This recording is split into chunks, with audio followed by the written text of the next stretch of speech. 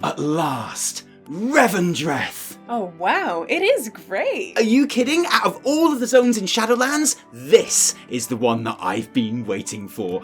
Hey, what's that in your hand? Oh, this? It's my Sin Stone. Sin Stone? Yeah, everyone in Revendreth gets one when they get sent here. It details all of the sins you committed in your life. Oh, really? What does yours say? Just out of interest. Oh god, it's pretty embarrassing. Well, like last year, I got the T&E Twitter account suspended because I told someone to suck my dick. I remember. And then in 2007, I paid actual money for a Scouting for Girls album. I might be here for a while. What does yours say? Well, I don't seem to have one. I guess I didn't commit any sins, which makes sense actually, because I don't remember ever doing anything wrong. What is that? Sin Stone delivery for Taliesin. Oh yeah, now I remember. Knowledge is power. Hello Internet, Taliesin here, and welcome to another episode of the Weekly Reset, Taliesin and Evitel's wondrous wisdom show, covering another busy week on the alpha for Shadowlands, the World of Warcraft expansion that we still don't have a release date for, but which we do have lots of bits to play and test out. This week saw our first look at Revendreth, the fourth and final leveling zone, featuring everyone's favourite Nosferatu-looking bitey boys, the Venthyr. So that means we've got new environments to explore, new story to play through, new Covenant abilities to test out, and a new dungeon, the Halls of Atonement, to get to grips with. And of course, we'll be telling you all about it. But that's not all, because there's also the usual treasure trove of new stuff hidden in that data of the build too, including an early glimpse at the long-awaited new multiracial human skin and face options, which finally, after all these years, allow you, if you so choose,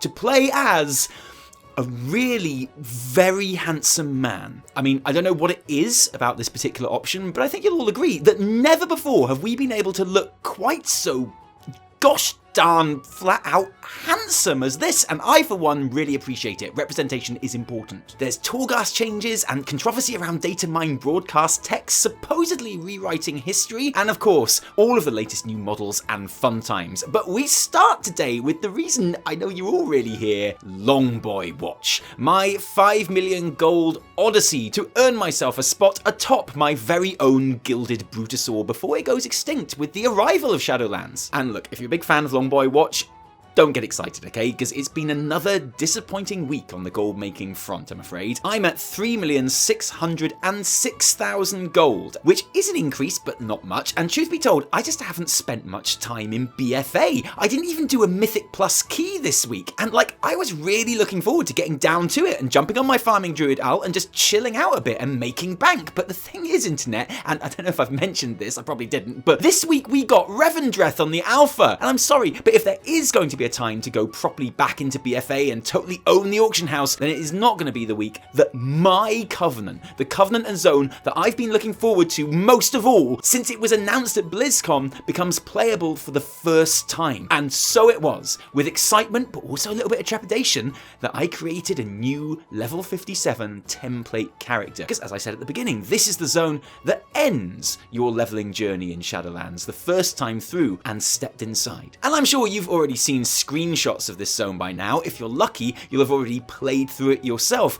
But the first thing you notice about Revendreth is, oh man, it's just freaking awesome. In fact, in various stages of SpoilerBot, allow me, if you will, to tell you about Revendreth. For one, obviously, it's stunning. It's moody, magnificent, and kind of over-the-top gothic horror, but also really subtle and elegantly realised at the same time. There's carriages rattling along winding paths with little chapels on brows of hills, and interiors full of elaborate candles and mirrors and portcullises. All the Venthyr themselves have big cloaks and ruffs and boots and stuff. There's gargoyles and funny little Igor things, which are clearly going to have comedy Dick Van Dyke Cockney accents. And yeah, okay, so I think just like our little Swolkin buddies in Bastion, the little Dick Van Dyke dudes in Revendreth are also slaves. There's a lot of slavery going down in the Shadowlands, and no one seems to mind too much, least of all our characters, who really do take the whole slavery thing in their stride.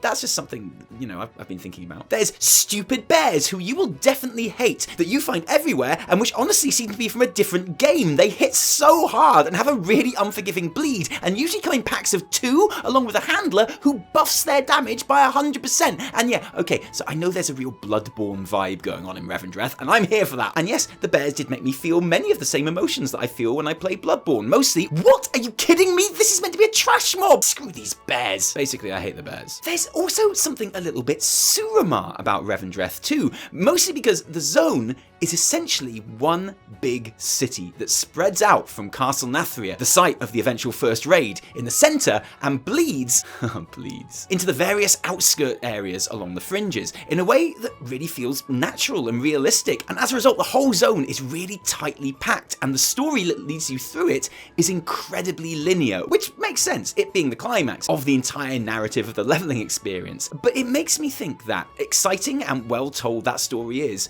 I'm more than likely not going to be leveling alts through Revendreth, because I prefer the more open and freeform zones like Bastion for that. Kind of like how I found myself very rarely going back to Drustvar with alts, even though I adore Drustvar, and tended to gravitate towards Vol'dun with its more sandboxy feel. And what about that story? Well, I'm glad you asked. And I guess Redbot spoiler up for this, but it of course focuses around your continuing mission to try and help end the anima drought by enlisting the help of the leaders from each covenant. The big boss man in this case being Sire Denathrius, a suspiciously Nathrazim looking mofo who apparently created all of the Venthyr in his own image. And look, I'm just going to come out and say this, but I don't think he did a very good job, that's all. When we arrive, we are met by our little slave boys and shown around a bit, getting away of the land, before our lift to Castle Nathria arrives in the form of the Lord Chamberlain. And look, you know I'm an easy mark for all this Revendreth stuff, but the lore that you are introduced to here regarding the Venthyr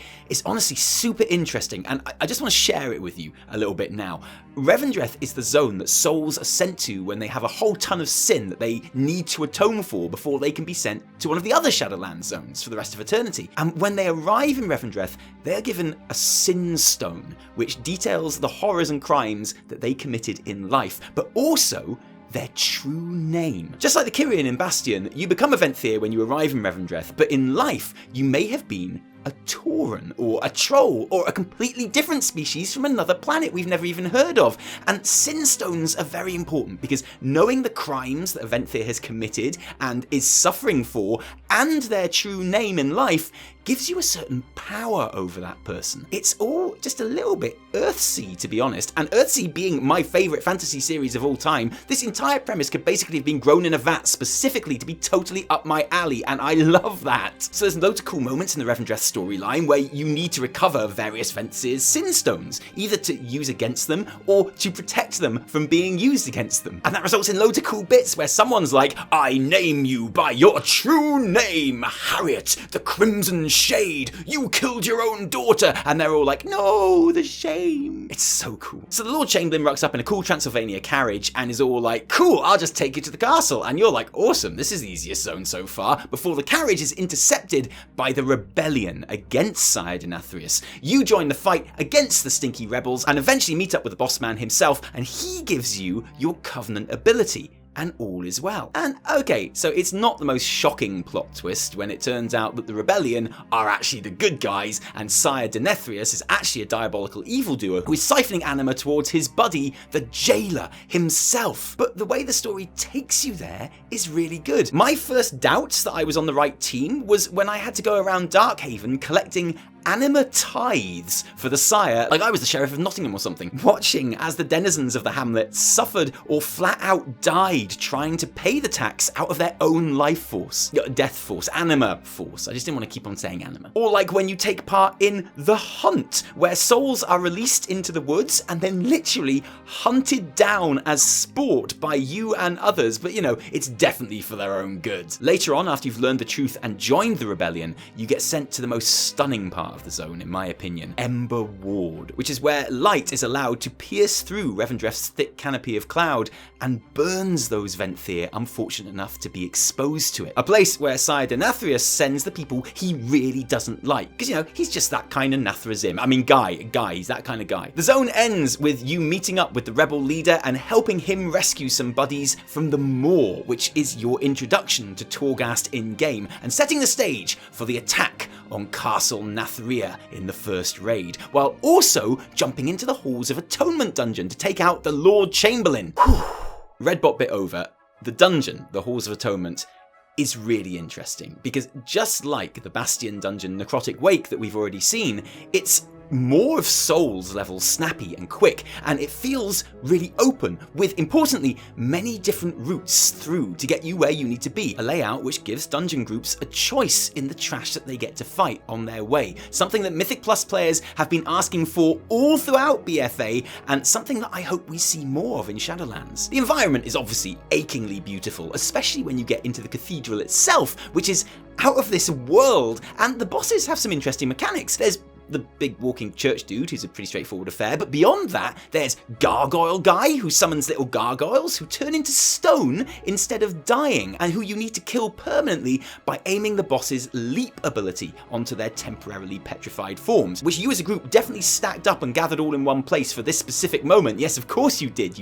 Then there's the High Adjudicator in that beautiful cathedral, who summons floaty, definitely going to kill you ads, which you then need to lead into relinquaries to despawn, and who apparently don't move if you look directly at them, like the boos in Super Mario. So yeah, okay, I'm sold on that, totally. And the final fight itself, which, like the Necrotic Wake, is probably the easiest of the four, at this difficulty at least, and essentially just involves avoiding some super cool giant sin stones that start flying around. Oh, and also there are more bears in this dungeon too, but I don't want to think about them because I get angry. The overall takeaway is that, as a whole, Revendreth is genuinely one of the most beautiful, best realised, most involved zones that I think we've ever had in WoW. A very theme park rather than sandbox zone, but one chock full of awesome lore and characters, which is basically every bit as good as I hoped it would be. Which may be a problem, because people were already going mad about Revendreth even before it was on the alpha. The Venthyr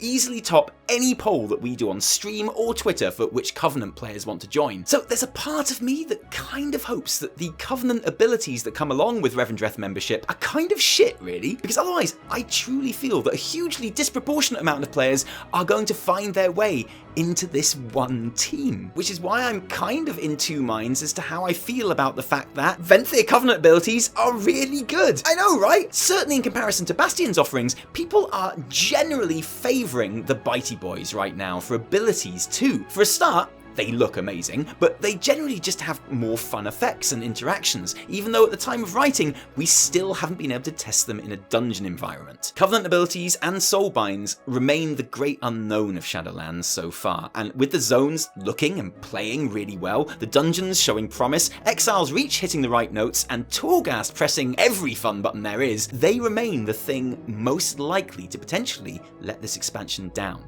So they're super important, and I think it is right to be concerned, even if, like me, you're pretty optimistic about them in general. And obviously, we have 2 more zones still to come on the alpha, not including the Maw itself. And I suspect that Ardenweald in particular might turn a few people with its rich environments, and Tyrande, and I think Vol'jin-centric storyline. So it would be silly to suggest that, you know, everyone's going to join the Venthyr and the other Covenants are going to be lonely empty shells for the next couple of years. I'm not saying that, just saying that at the moment, at least, on current evidence, this zone and this Covenant is probably, for a lot of people, leading the way. The Venthyr fun doesn't stop there, though, as we also got a look at the new mail set from the Nathria raid. I know, right? 2 cool mail sets last week, and now this! Ambassador, you are really spoiling us. And okay, so I know what you're thinking. You don't like it. You think the helm should look badass, but actually looks goofy and dumb, and that's a fair point, but you're missing one important detail. Those shoulders are actual gravestones, and the belt has an actual gravestone on it. And if you combine that with the Revendreth gravestone back piece, that means you are now wearing an armor set that has 4 gravestones on it, and I don't see how a 4 gravestone armor set could ever really be bad. But here's how we make it better. change that goofy gargoyle helm to a gravestone too! The only thing better than a 4 gravestone set is a 5 gravestone set, and that is my official feedback, thank you. This last alpha build also saw changes to Torghast, the Tower of the Damned, which received some new environments and also a buff to unkillable death machine the Terragru. The thing is that at the moment on the alpha, enemy power isn't scaling at the same rate as player strength, as they collect more and more anima powers, which means the further you get in Torghast right now, the easier the fights become, which is obviously the opposite of how it's supposed to work. And that, sadly, applies to our invincible friend too, who at higher floors is, well, he's definitely not invincible. Some classes have abilities so powerful and stacked so many times that by around level 70 you can one-shot the unstoppable Hellbeast who is supposed to signal the end of your run, or the Mage ability that has a chance to turn non-elites into inanimate objects, but which is bugged to work on elites, which means you can just turn the Terragru into a nice chair, which is kind of not the terrifying run-for-your-life vibe I suspect Blizz have been aiming for. Stop bullying the Terragru! They didn't stop bullying the Terragru. We caught sight of those human facial customizations and haircuts that Tali was talking about earlier, which appear to separate out mustache and beard options for extra involved beard styling fun. And the girls get necklaces. Of course. But I do like the new options in general. I think they are important changes, and I think Blizzard deserve credit for how good they look even at this early stage.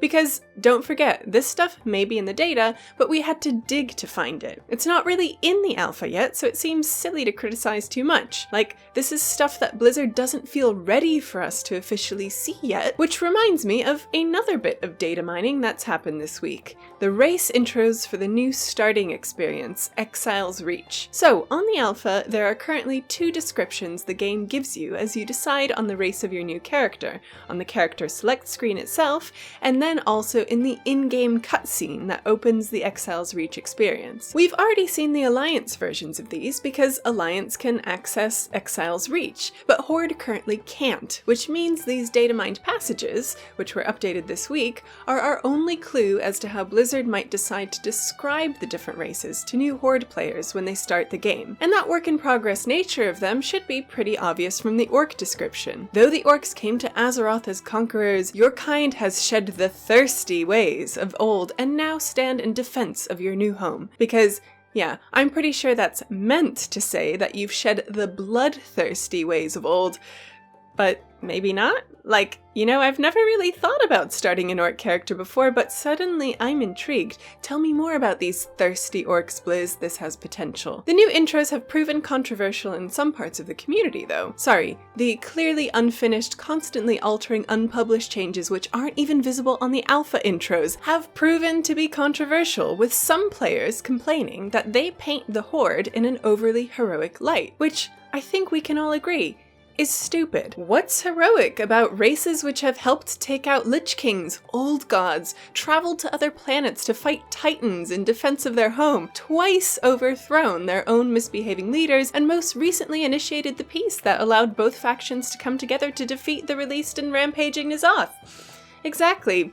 Totally unbelievable. The line that's causing the most fuss is the Forsaken intro, which says, "As one of the undead Forsaken, you have been reanimated by dark magic. Though shunned by the living, you tirelessly strive to protect them." And, well, yeah, this is kind of the line that makes you go, huh? Because when I play a Forsaken, I hear a lot of NPCs shouting death to the living, but not many saying, I strive to protect the living. This one just seems a bit off tonally and lacks a lot of the romance of the previous now scrapped line. You bear the curse of the Forsaken, returned from the grave. It is your choice what you do with this second chance at life, which is an exquisite line, in my opinion. One of the biggest complaints about all of this, though, is that after the events of BFA, where, you know, the Horde did kind of torture some folks, and burn some folks' tree, and blight some folks, and some orcs got thirsty, that these intros somehow retcon those events and give the Horde an undeserved clean slate. But like I just said, none of this stuff is actually in the alpha. Blizz haven't made it visible, and so it's pretty fair to conclude that they are not happy with it themselves. A nuance which was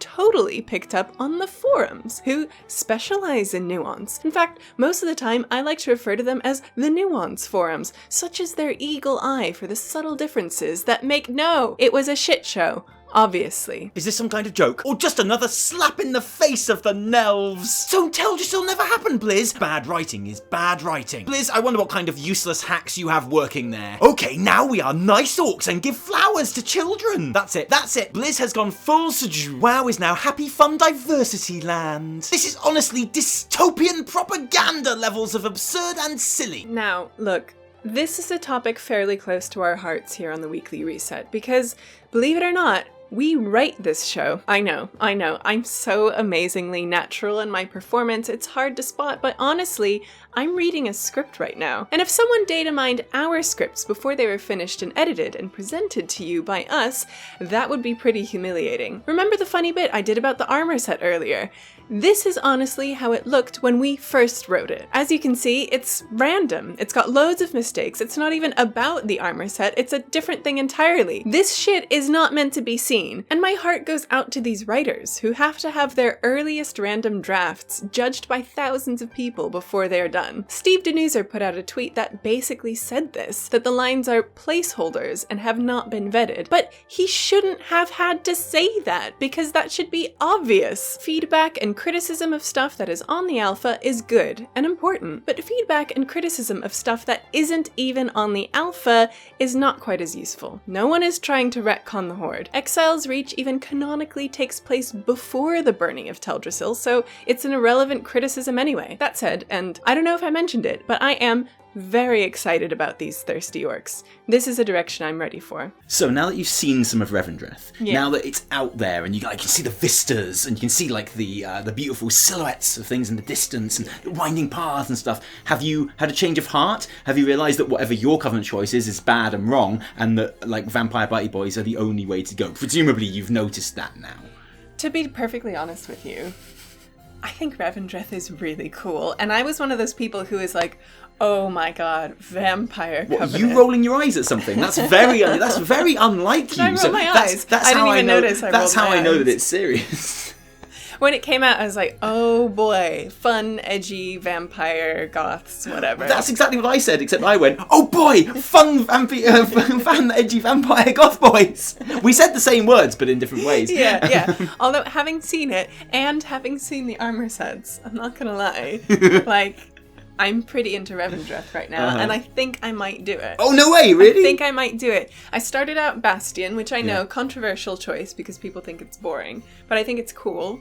And then I was like, well, night elves, I should do, like, night fae and do that whole, like, dark and magical, and the moths. The moths are cool. Well, we haven't seen Ardenweald yet, in fairness. Haven't. And one thing I will say is that every single dev that we met at BlizzCon, when, like, Shadowlands had just been announced, and we were really excited about it, and I was particularly excited about Revendreth, but almost all of the devs we met, they were really excited about Ardenweald. Yeah. Which is like kind of interesting. So it's telling. Yeah, it's telling. So, I don't know. We'll see. I'm excited to see what Ardenweald looks like, but at the moment, it's probably going to be Revendreth. And also, I just think the little, like, opening bit is really cool, and the story's super cool, and the characters are great, and Lord, what's-his-face, sexy man... They're all Lord What's-His-Face Sexy Man. What are you talking about? They're all Lord Sexy Man. No, that might as well be all of their names. Like, everywhere you go, you're like, who are you? And he's like, I'm Lord Sexy Man. And you're like, I thought so. A little bit. And I like the aesthetic, like the mix of kind of, gravestones and fur. Like, you're an easy sell, basically. It's a good hunter ability as well. Good hunter ability. It is. And also, I'm like, maybe am I secretly a goth? I don't know. There's nothing secret about it. I've seen pictures of you in your teens. Yeah, maybe. Oh, actually, when I saw, in fact, with that in mind, when I saw the little chokers that females can wear now, the female humans, the little 90s choker with the little kind of like gem on the end, I was like, I know. Who made 16-year-old Evitel in this game? I don't understand. No, mine was like one of those that looked like a fake tattoo. Ah, nice. Yeah, nice. I had those. I also had one of those. One of my favourite things about the Revendreth zone at the moment is a familiar face from the BFA Alpha, Captain Exposition. who looks like Captain Obvious from the adverts. He's dressed in the same sort of thing. Of course. He used to be called Captain Placeholder, but now he's Captain Exposition. And basically, when there's going to be an in-game cutscene that explains story, he's standing there. And like you go along and he's like, let me tell you what happens in this next bit. And he describes the cutscene to you, which is really, really cool. So you can use your imagination. And in fairness, the cutscenes are looking, I mean, they've all got big red crosses in them at the moment, which is terrible, Blizz. Like, small indie company can't get rid of your big red crosses in the middle of your alpha cutscenes yet. But like, they're looking like already noticeably more advanced than the in-game cutscenes that we've had in BFA and Legion as well. Like they're looking like that team has made so many like leaps and bounds in the last few years. Like massive respect to them. So cool. I just love seeing my character and stuff as well. Yeah. But it's fun to kind of imagine those cutscenes that get described to you. And there's one cutscene where he says nothing. Because you get used to seeing him in the zone and you're like, okay, what's going on, Captain Exposition? And he's like, well. And then there's one where he just goes, do you want me to tell you about the cutscene? And you go, yes, please. And he just kind of like looks at you. Uh-oh. And you're like, uh-oh. Right. Okay. Does he turn his head to look at you? Yeah, do that now. Just like... Yes, that's it. Turns his head. Would you like to see the cutscene? Yes, please. And the next thing that we're going to be expecting on the alpha build, apart from new like classes in Torghast, which I think is the most likely thing that we're going to see. I wouldn't be surprised if the next one isn't a huge build because we've got a whole zone in this one, for goodness sake. But the next big thing we're waiting for is Oribos.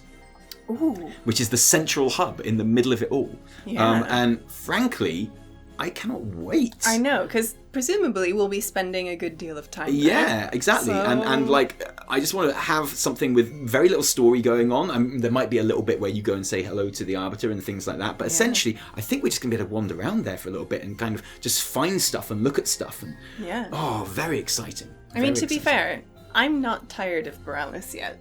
Like, I think Borealis is such a cool hub. Every time I like fly over Borealis to get to some world quest or something, I'm like, I love it. Oh man, this is good. I mean, I never go to like the, it doesn't matter, rich people but district, that's the thing. And but whatever. What I worry is that like Blizzard are going to sit there and they're going to look at like heat maps of the time people spend in Borealis, and like they'll go, oh, no one ever like we made this too big. Yeah. This is too big. It's too detailed. It took up too much work. But Blizz, it's not. It doesn't matter if you don't always go everywhere. Knowing like, it's there. It's so important and it's so cool. And I hope our boss is the same. Yeah. But thanks for joining us today. If you like this episode, don't thank us. Thank our patrons who give their actual real life money to make all of our videos happen. Guys, thank you. Without you, there'd be a whole lot less Taliesin and Evitel. If you didn't like it, downvote the shit out of it. Remember, my name is Vochi. He was been helping us out in Torghast on stream. Oh, nice. Yeah, we're doing a lot of streaming of Shadowlands. So if that's your kind of thing, check out the Twitch stream. I just upsold the Twitch stream. I never do that. You did. Well, you should. Wowza. Follow us on Twitter. Smash that like button. Oh, it's full of hot takes. It's amazing. Yeah, actually. From me, Taliesin. And me, Evitel. And from an Iron as well. Yeah. Until next time, cheerio.